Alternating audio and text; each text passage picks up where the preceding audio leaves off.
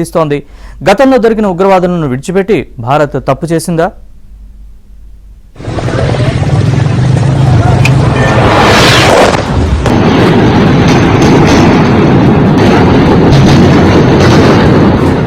పాకిస్తాన్ పై భారత్ జరిపిన surgical strikes లో Jaish-e Mohammad chief Masood Azhar కుటుంబంలో 10 మంది సభ్యులు, 4 సన్నిహితులు చనిపోయారు. మసూద్ అజార్ అక్క, బావ, మేనల్లుడి భార్య, మేనకోడలు, 5 పిల్లలతో సహా మొత్తం 10 మంది చనిపోయారని జైషే మహ్మద్ ఒక ప్రకటన విడుదల చేసింది. పాకిస్తాన్ బహవల్పూర్లోని సుబాన్ మసీదుపై జరిగిన దాడిలో మసూద్ అజార్ బంధువులు చనిపోయారు.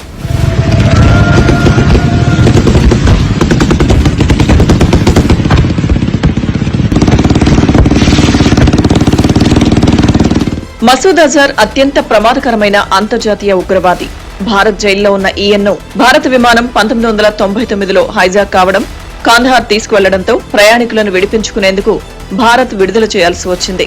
1968 జూలై 10న బహవల్పూర్లోనే జన్మించాడు మసూద్. ఈయన తండ్రి బహవల్పూర్లోని ప్రభుత్వ పాఠశాల హెడ్ మాస్టర్.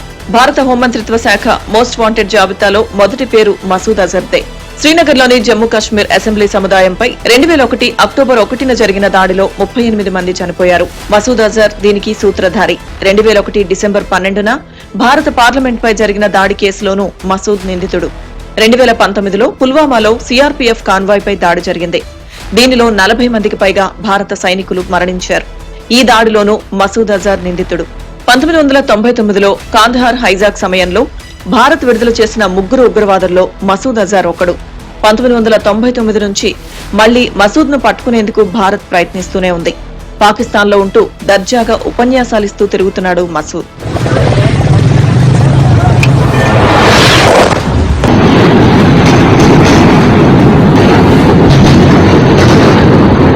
మసూద్ అజార్ ఉగ్ర కార్యకలాపాల్లో రాటుదేలి జైషే మహ్మద్ చీఫ్ స్థాయికి ఎదిగాడు. దీని ప్రధాన కార్యాలయం తన స్వస్థలం పాకిస్తానీ పంజాబ్లోని బహవల్పూర్లోనే ఉంది. పాకిస్తాన్ లోపల 100 కిలోమీటర్ల పరిధిలో చొచ్చుకు వెళ్లి మొదటిసారి భారత్ దాడులు చేయడానికి ఇది కూడా ఓ కారణం.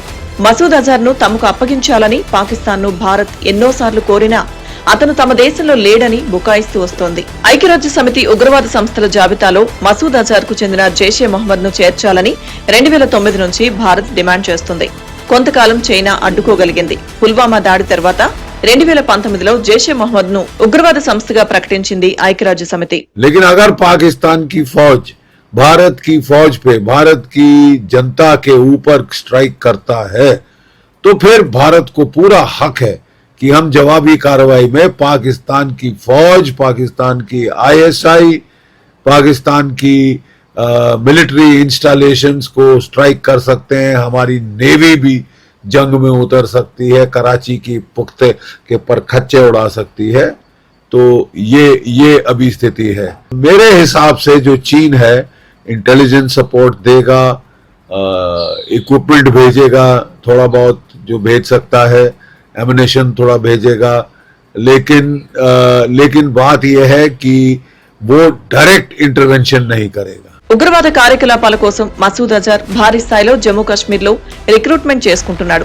మసూద్ తుపాకీ పట్టుకుని పెద్దగా పోరాటం చేయడు. ఉపన్యాసాలిస్తూ రెచ్చగొడతాడు. కాలేజీలో చదువుకునే రోజుల నుంచే జిహాద్ అనేవాడు. రెచ్చగొట్టడంలో దిట్ట. అప్పట్లో తాలిబాన్ల సాయంతో జైషే మహ్మద్ ను స్థాపించాడు. కరాచీ, ఇస్లామాబాద్, లాహోర్లో తిరుగుతూ ఉంటాడు.